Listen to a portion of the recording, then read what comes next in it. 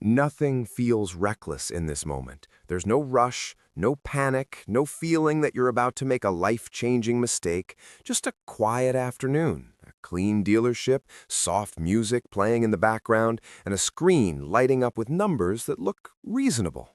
You're not here to make a decision. You're just looking, just comparing options, just seeing what someone at your income level is supposed to drive now. The car looks right. Modern, comfortable, solid, the kind of car that feels like a reward for being responsible, for showing up to work every day, for doing what you were told would eventually pay off. Then the sentence appears on the screen. This fits your budget. Not as a warning, as reassurance. The monthly payment is highlighted, not the total price. The term is stretched long enough to make the number feel harmless, and your brain locks onto that one figure as if it tells the whole story. This is where thinking quietly shuts off, because when something feels normal, it feels safe, and when it feels safe, it stops being questioned.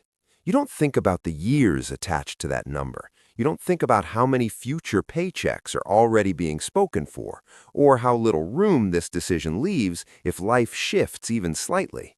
You tell yourself it's just a car, something you need anyway, something everyone has, something you can handle. What you don't realize yet is that you're not deciding how you'll get to work. You're deciding how much of your future flexibility you're willing to trade for comfort today.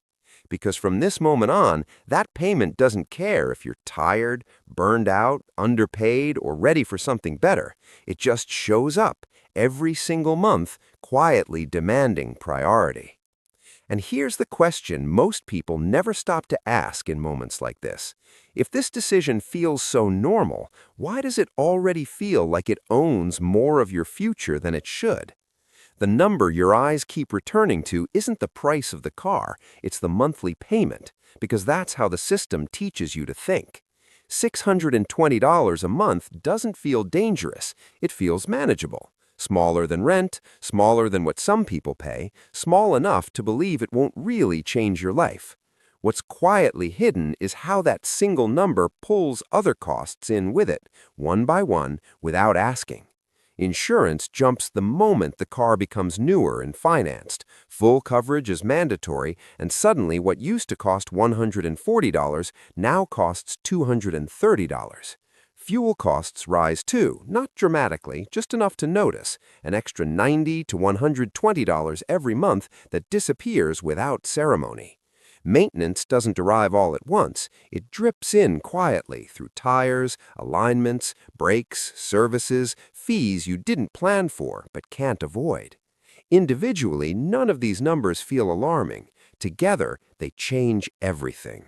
That $620 payment isn't really $620 anymore.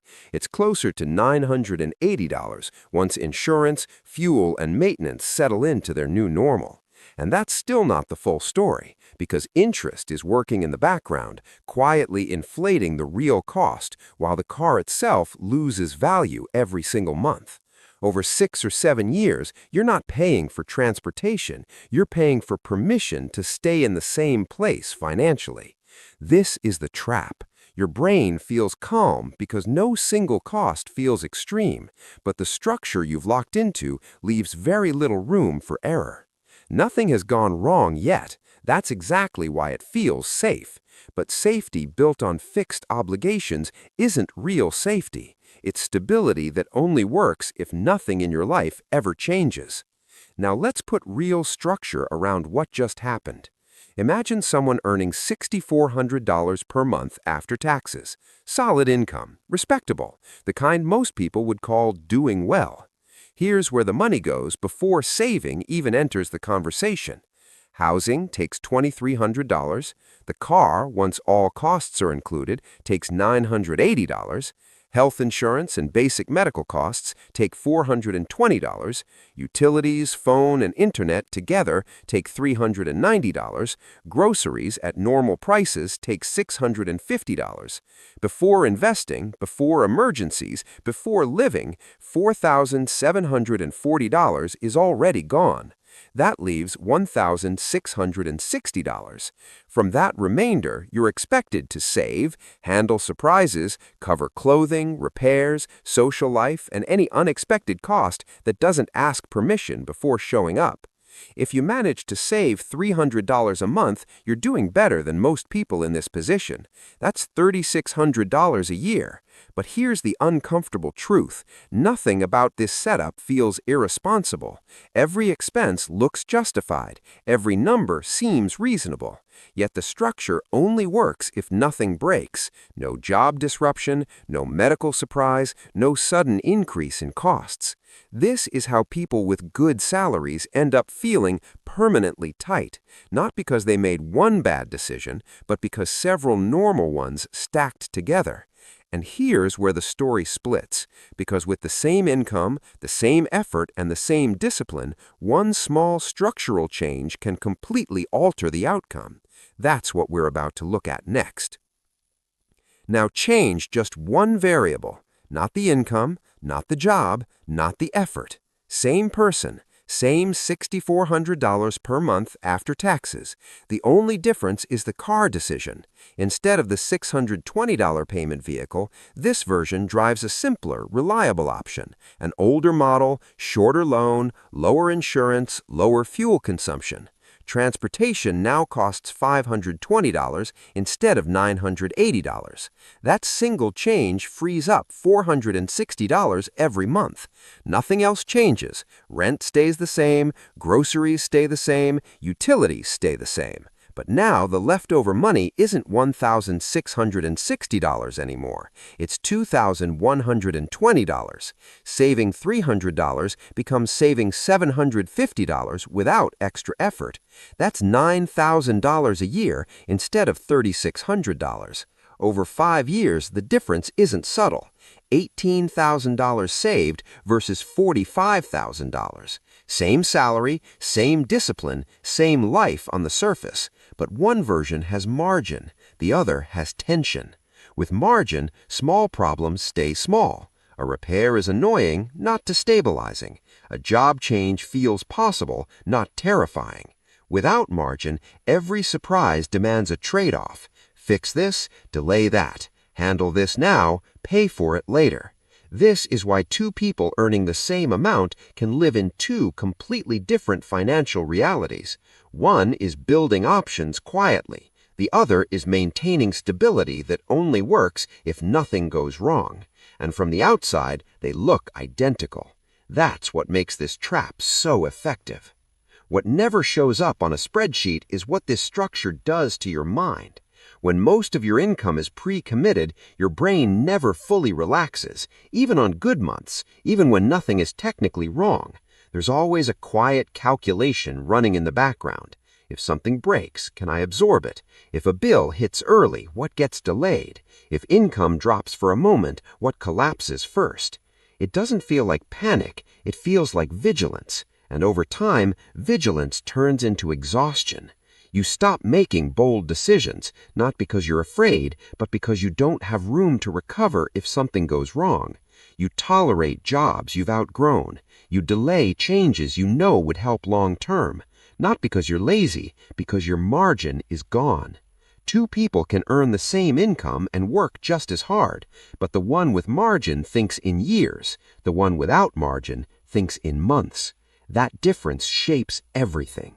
This is why financial stress often disguises itself as emotional fatigue, as hesitation, as the feeling that you're always almost okay, but never fully ahead. And the most dangerous part is this: because nothing has collapsed, the system convinces you that this is normal, that adulthood just feels like pressure, that everyone lives this way. But what you're feeling isn't a personal failure, it's the psychological weight of a structure that leaves no room to breathe. And once you recognize that, you can't unsee it.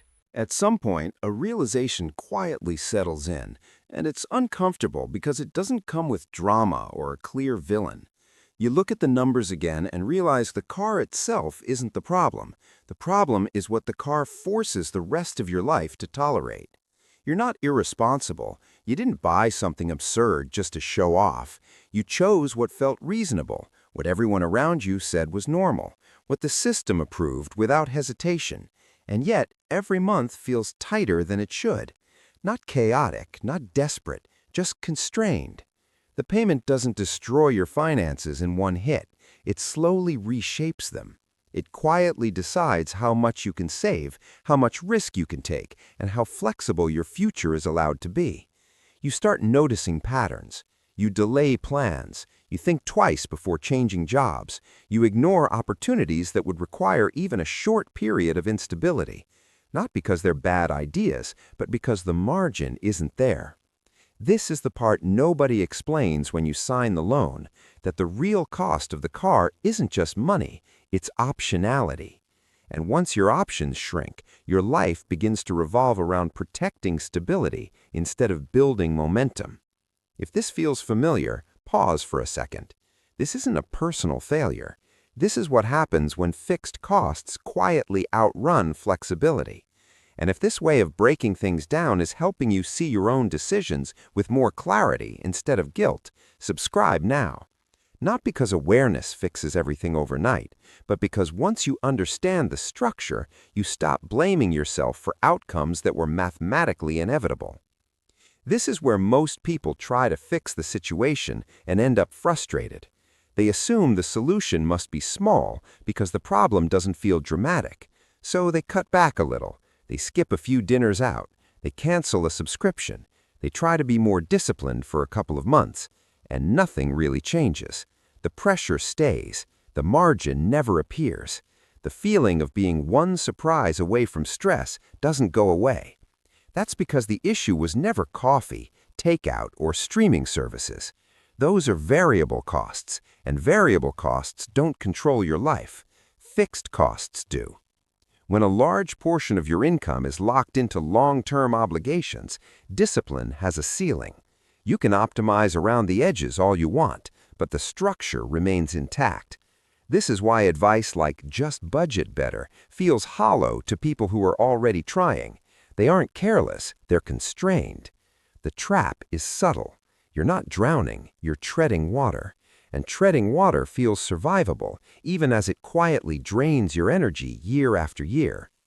Raises come, life upgrades slightly, but the structure never changes, so the gap between effort and progress stays the same.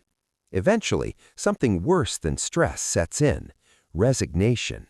People stop asking whether things could be different and start assuming this is just how adult life works now. That's why real change doesn't start with trimming expenses. It starts with questioning what permanently owns your income. Because freedom isn't created by trying harder inside a bad structure. It's created by changing the structure itself. Here's the part most people never realize is even a choice, because no one ever presents it that way. On one side, there's the life that looks normal: the newer car, the longer loan, the higher insurance, the payment that fits as long as everything else behaves. On the other side, there's a quieter version of life, an older vehicle, lower fixed costs, less impressive from the outside, but far less demanding from the inside. Both versions get you to work. Both versions pay the bills. Both versions look almost identical from the outside, but internally they operate under completely different rules. In the first version, every decision must pass one test first. Will this threaten my ability to make the payment? In the second version, that question doesn't dominate every choice. The difference isn't comfort, it's margin. The problem is that the second option doesn't feel like progress at the moment you choose it. It feels like stepping sideways. Sometimes it even feels like stepping backward, because we've been trained to associate progress with upgrades, not with relief. But margin doesn't announce itself loudly. It doesn't come with compliments or validation. It shows up quietly in the form of calm months, flexible decisions, and problems that stay small instead of becoming emergencies. Most people never consciously choose the higher pressure path. They drift into it, one approval at a time, one upgrade at a time. And by the time they realize what they traded away, the structure is already locked in. The decision wasn't about the car. It was about which version of life you were willing to commit to long term without ever being asked directly. This is what almost nobody warns you about restructuring your life. When the structure changes, the relief doesn't come with fireworks, it comes quietly. Same person, same job, same city, but now fixed costs are lower by $800 or $1,000 per month, not because income exploded, but because obligations stopped consuming everything first. Month 1, something subtle happens. An unexpected expense shows up, and it doesn't derail the entire month. Month 3, decisions stop feeling urgent. Bills get paid without juggling. The background anxiety softens. Month 6, savings become consistent instead of fragile. You stop checking your account before every purchase. Year 1, confidence replaces caution. Not reckless confidence, grounded confidence. The kind that comes from knowing you can absorb a hit without collapsing. Nothing about life suddenly looks luxurious, but internally everything shifts. You stop reacting and start choosing. You negotiate differently at work. You consider opportunities you used to ignore. You stop tolerating situations that quietly drain you because you're no longer trapped by fixed obligations. And here's the part most people never expect is even a choice. Once you experience margin, you can't unsee it. You realize how much energy you were spending just holding things together. You realize what you called normal was actually constant pressure.